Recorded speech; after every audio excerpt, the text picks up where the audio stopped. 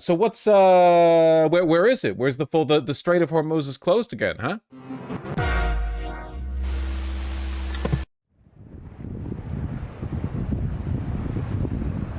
You know what those are? If I'm not mistaken, IRGC gunboats. The IRGC put on radio, they said, hey, motherfuckers, the straits of Pool's closed. Pool is still closed. And fired on some tankers. From gunboats, not with something that would blow up the tanker, but, you know. That looks like a normal fishing boat, TBH. Have you heard of a technical? A technical, in the military parlance, is when you weld a light machine gun to the back of a pickup truck. 50 cals make anything military? Yeah, and I'm sure if you fired at the same spot at the hull of a tanker for long enough, a 50 cal would eventually, you know, put a hole in it. Maybe. I really have no idea. Maybe it would, maybe it wouldn't. I have no idea. It'd be kind of a funny way to sink a tanker, huh? Just park your gunboat next to it and spend like 5 minutes firing a you know, 50 cal like at the same spot. You're just slowly denting it in. You need to put a lot of ammunition in, I think. IRGC gunboats opened fire on a tanker and an unknown projectile hit a container vessel, damaging some containers. Oh, unknown projectile damaged containers? Okay, so that's a drone or some kind of not gunboat, I think. I don't know if 50 cal could damage some containers with an unknown projectile, but I don't know. Fog of war. So the strait's closed again, folks. Pool's closed due to...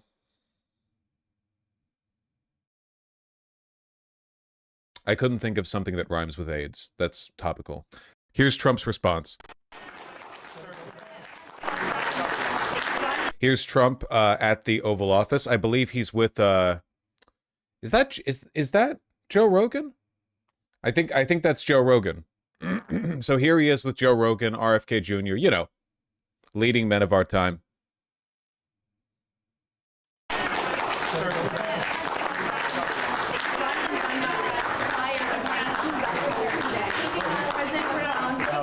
Thank you very much, everybody. You see that? He was asked a question. Sir, I noticed the Strait of Hormuz. Sir, I noticed that you've executed your 47th consecutive rug pull, and the Strait of Hormuz is not actually open. What do you have to say to that?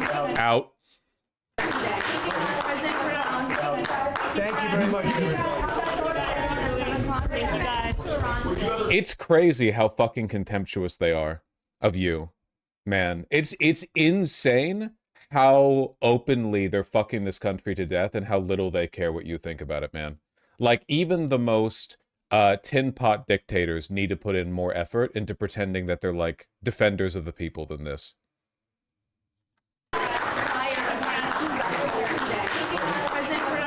Just the whole...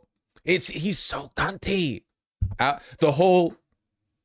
Like, that's great. If I was doing the out gesture, I would just do this. But he does this whole, like, you know, the flick of the wrist. It's so good. Thank you very much, everybody. He is doing the low-tier god. You're not wrong. You're not wrong.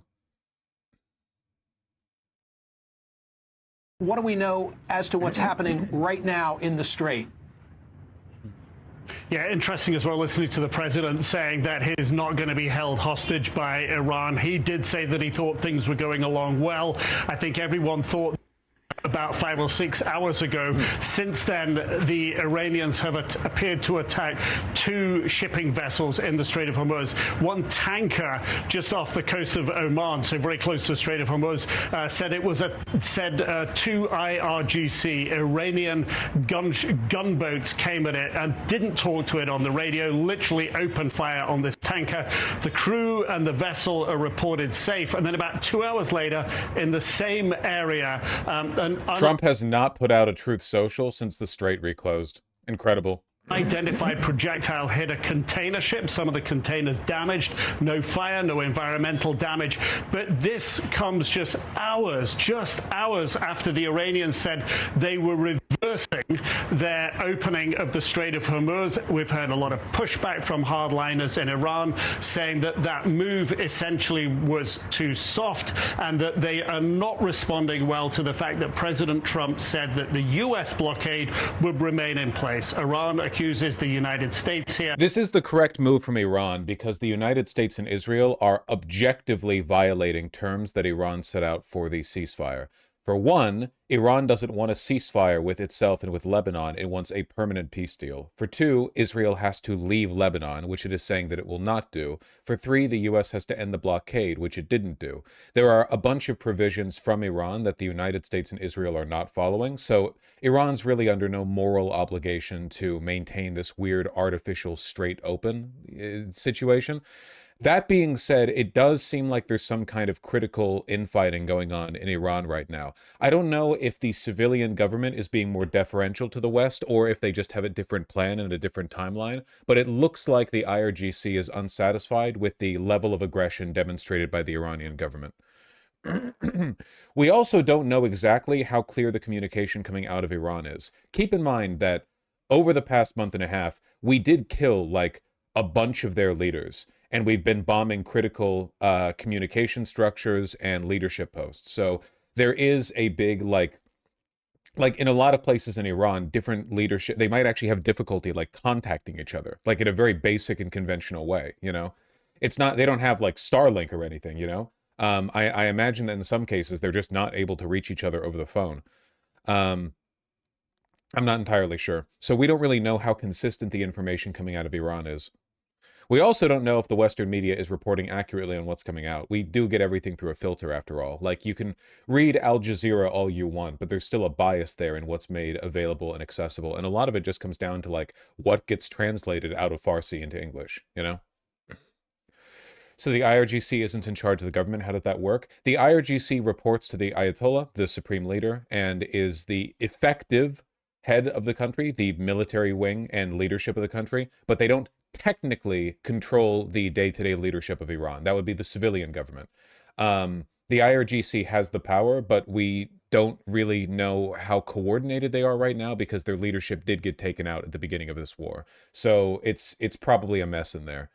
I don't know if Iranian moderates are trying to take charge, but it wouldn't surprise me if there were some forces in Iran trying to work against the IRGC right now, which makes sense because the IRGC is evil.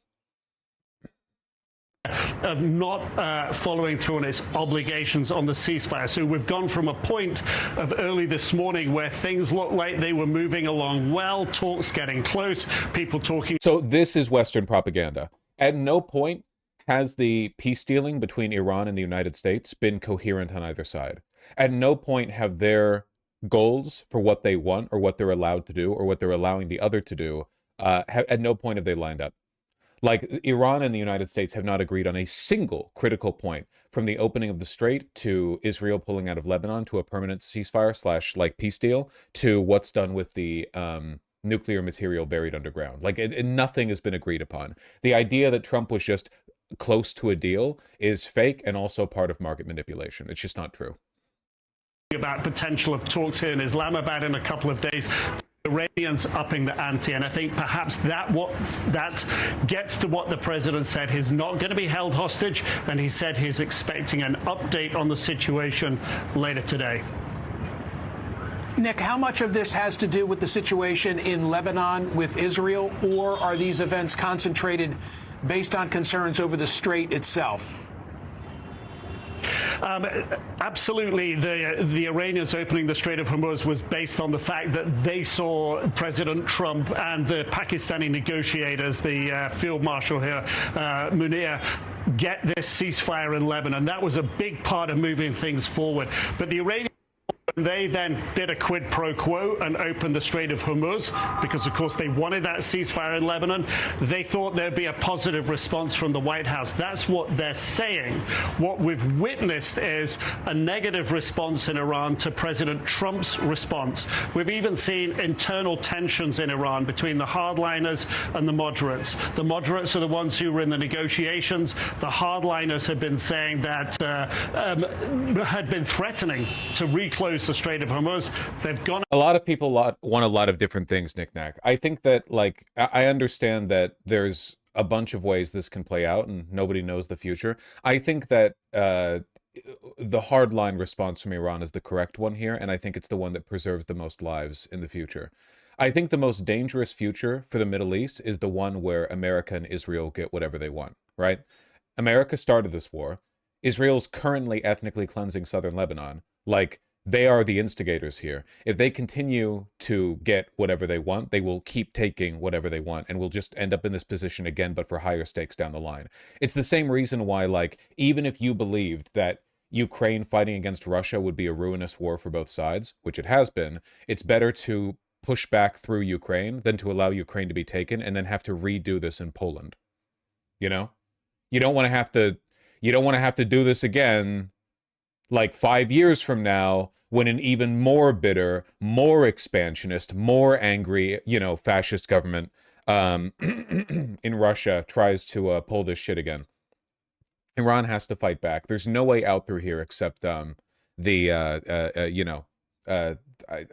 guess like functionally a military castration of Israel. It has to stop. It has to stop at some point. Hadn't done that. Their gunboats appear to be attacking maritime vessels, tankers, container ships close to the Strait of Hormuz. So the two things are interlinked, but we're now back to the bigger issue here of U.S.-Iran. What is a hardline response from Iran being here? The IRGC should keep the strait closed until Israel retreats to its borders and begins to take a number of internationally sanctioned actions to demilitarize and renege on its actions against the Palestinian people. Obviously, the hardliners in the IRGC would probably prefer that Israel self-Samsons, but that's not really realistic. They need to fucking stop. Israel needs to fucking stop. We've only talked about it a little bit, but are you guys aware of the fact that, like, there are hardliners in Israel that have been posturing for conflict with Turkey lately? Not just Turkey, Egypt, too. Jordan isn't so much on the table, even though they're a part of Greater Israel, because Jordan is subservient to the U.S., and there's not as much of a, like, antagonistic force inside Jordan, but these people are fucking crazy. I do not want to be that motherfucker back in 1938 being like, there's no way he goes for Poland, man. There's no way he goes for Poland. Come on. You really think after Austria and the Sudetenland that he would go for Poland? Come on. I'm not going to be that motherfucker. I'm not doing it. Tensions, do we talks, or does this latest escalation at the Strait of Hormuz, does it scuttle all of that? The president said that we'll know more later today, and I imagine that will be the case. Nick Robertson in Islamabad, thank you for that report. This latest escalation could mean big issues for oil and gas prices. So let's discuss now with Yahoo finance correspondent Ben Worshkel. Ben, good morning to you. Obviously, the impact, the consequence of these Iranian gunboats firing on a tanker go beyond that exchange. It's the chilling, as Nick said, of any willingness of any of the other companies to send their vessels through. Fit this piece of the puzzle. What's the reaction in the oil prices? Unsurprisingly, they go down more than they go up. Somebody shorted nearly $1 billion in oil yesterday. Again, it's all speculative. You can keep running this as long as you want, man. Into what has been clear as mud over the last 24 hours about the Strait of Hormuz. Yeah, I think chilling is the right word here, and this is a chill that's been in evidence even through all these ups and downs from the shipping industry, even with this announcement of an opening of the Strait of Hormuz. These latest developments in the last hour will clearly amplify that further. But the shipping industry has been very wary, even as oil prices have come down, of increasing their speculative oil price. I really wish, I think that you could introduce a lot of financial literacy into the mainstream if news outlets would start referring to speculative pricing separately from real pricing. Like, because you always would conventionally, if you were talking about, like, regular day-to-day home good purchases, right? Like the difference between buying something 6 months in the future and buying something now. Like, obviously you would distinguish between those two. Those are two separate things. I wish they would do that. Through. We've seen ships start to come through and then turn around. We've seen a few, as Nick mentioned, a cruise ship getting through, but that is kind of more of the exception rather than... Oh yeah, for some reason a cruise ship, I assume the Northern Line Super Cruise charged the strait and made it through. I have no explanation for this, but it did happen. A cruise ship. I guess the IRGC just decided there was no harm in letting it go through. I don't know. It ran right through. And the rule at this moment, Prior to the war, it was over 130 ships that would pass through the Strait of Hormuz on a given day. Now we're hoping for sort of 20 on a given day, and we're not even there yet. So what I'm hearing a lot from the shipping industry is that this is going to be a long road back, even in a best case scenario here of a Strait of Hormuz, some sort of level of reopening. Obviously, the last couple hours have made that even more difficult, but this is going to be a long road back with hundreds and hundreds of ships still stuck on either side of the strait. Yeah, those vessels, and we can put the map back up. Ladies and gentlemen, this is your ship captain speaking. We're deciding to try something fun. We wanted to get you back home in time for your regularly scheduled events, so we are going to be taking you straight through the strait. By me opening the port side window, the little hole window on the side of the fucking ship bedroom to see gunfire outside, missiles slamming into the hull of the cruise ship. No, it's good. Not moving on rhetoric, right? They need some proof. They need some security. The oil prices yesterday certainly moved on rhetoric. Brent crude down 9%. Yeah, that's all they fucking do. Move on rhetoric. I know. $90 or so a barrel. I wonder, is the expectation that after what we saw today, that the inverse is going to happen? It could be, yeah. We will. Yeah, okay. I don't need to hear about oil speculation. Listen, the Brent crude futures might go up and down. You'll notice the prices at the pump are not going down right now. Anyway, yeah, I don't know. The whole situation seems up in flames right now. I don't know how long the infighting in Iran is going to continue, but eventually things are going to coalesce around the IRGC because they are still the source of real power. Also, here's an exclusive article from the Wall Street Journal that came out just a couple hours ago. And by just a couple hours ago, I mean 20 minutes ago. U.S. military prepares to board Iran-linked ships in coming days, officials said. All the bullshit we've been hearing for the past few weeks, as we've discussed, has been an attempt at manipulating the market, so it makes sense that the Pentagon has been keeping the real weapons in the back pocket. We're escalating. Board Iran-linked oil tankers and seize commercial ships in international waters, according to U.S. officials, expanding its naval crackdown beyond the Middle East. Now, it's worth noting that, unlike in Venezuela, if the U.S. decides to board an Iranian oil tanker, Iran might decide to just blow it up. If Iran thinks that it's not getting that back, which they probably won't, they could just fire at it. They know exactly where it is.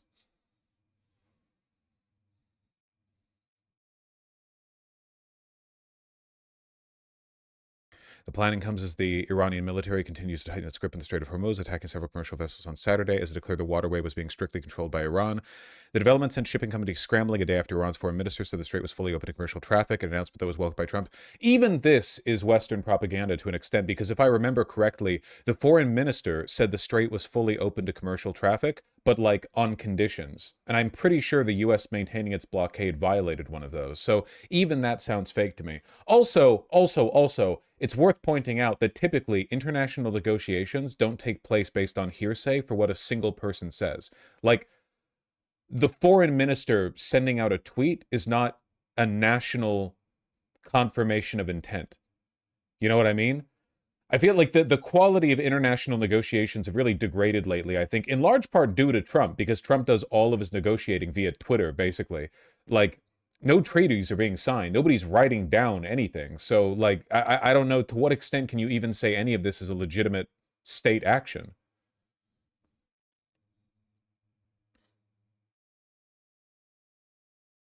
Trump said Friday Iran has already agreed to hand over its stockpile of highly enriched uranium to the U.S., though Iran has rejected that claim. Yeah, okay. I mean, sounds like pretty open and shut, you know? The U.S. will actively pursue any Iran-flagged vessels or any vessel attempting to provide material support to Iran, said General Dan Kane, chairman of the Joint Chiefs of Staff. That includes dark fleet vessels carrying Iranian oil. How can the strait ever have been open when the U.S. was still maintaining a blockade in Iranian ports? Doesn't make any damn sense. Anyway, yeah, no, the fighting continues. I'm getting really, really, really tired of covering the market manipulation because it has legitimately happened over 20 times since the beginning of this war 1.5 months ago. It's getting really fucking tiring. Just assume that anytime you hear something, it's market manipulation, and anytime something changes materially without you having heard about it beforehand, it might be due to something else. I don't really know. There's not really a good heuristic for this. Gotta have an oil ticker under your cam, yeah. You know what would actually be so fucking dope? A little like mini-map pop-up over my camera that was just a live feed of the maritime traffic at the Strait of Hormuz, so we could continue to see. And every time like a red dot gets closer to the line, we're like, oh, as they turn back around. That would be pretty good. It wouldn't be too difficult either. You'd have like a browser pop-up for the maritime traffic, and you'd cut out a little window. Yeah, that would be pretty fun. We would have been able to catch that that cruise liner going through, you know? What's stopping you? Laziness, and also my fear that I would do it wrong and spend like 4 hours tech diagnosing it on stream. I don't really want to do that. Live Strait of Hormuz reaction.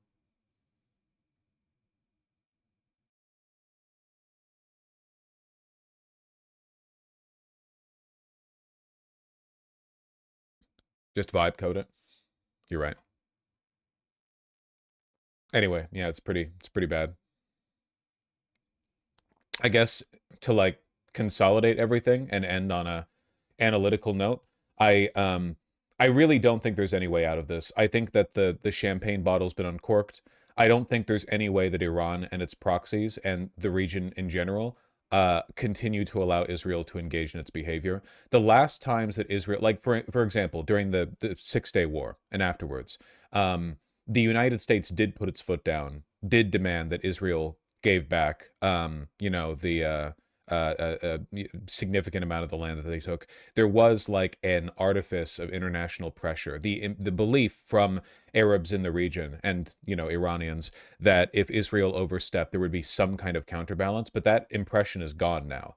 Israel can very clearly do like whatever the fuck they want with no meaningful pressure from the West, which means that nothing can really stop Israel except for Iran right now. Like, if we're not willing to do it, Iran's literally the only group in the position to do it, apart from like Hezbollah and their other proxies. But obviously Iran has a lot more international leeway than Hezbollah because they control the strait.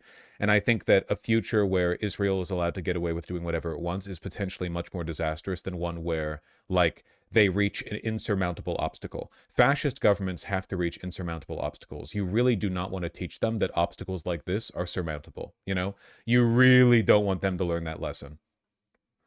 I'm telling you, man, like a lot of the reason shit went down the way it did in World War II was because Germany was able to take France and Poland so easily. They got in easy wins. Austria, the Sudetenland, half of Poland and France, they all fell like dominoes, which gave the German government a fuck ton of confidence for everything that came afterwards. It gave them so much inertia. It's why it's so good that Russia stalled out like 5 miles, you know, west of the Donbass, you know? It's good. That's very, very, very good. You don't want them to get to the I can never pronounce it correctly. Dnieper? This is not easy for an English speaker. Dnieper River? Is it Dnieper or Dnieper? Dnipro? Dnipro? But you don't pronounce the D, right? You do pronounce the D? The Dnieper. The Dnieper. Dnieper? It can't be Dnieper. That sounds really dumb. Dnieper? Dnieper? But they would say it differently. They would say like Dnieper? Danube? Well, you don't want Russia to get that far. Danuper. You pronounce every letter in normal languages? That is not fucking true. Also, it's not. I'm referring to the Anglicization, the English language version of the we're not reading it in like Ukrainian Cyrillic.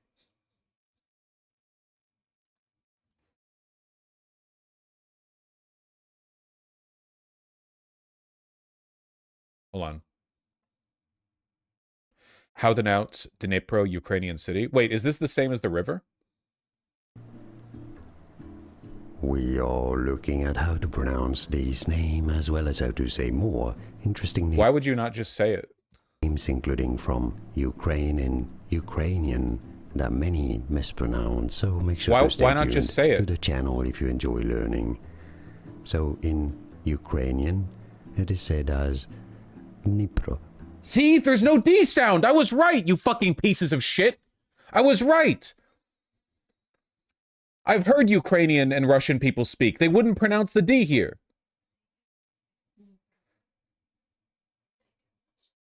But they barely pronounce it. Very quick, like yours. Like yours.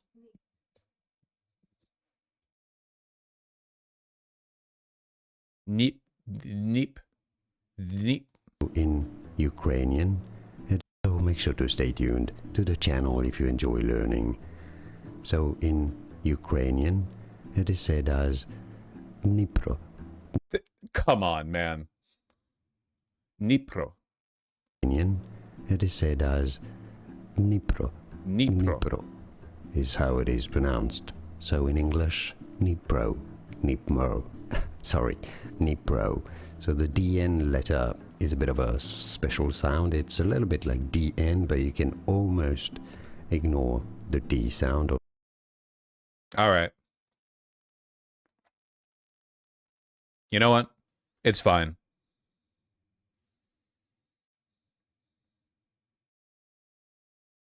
Ignore the D. What are they? The world government arrogantly assuming that they would be able to keep the lid on the secret of 1,000 years ago? Hey, River. Get me out of here. -2, I know. River! What do you think the IRGC should do? What do you think the IRGC should do? No, they don't have nukes.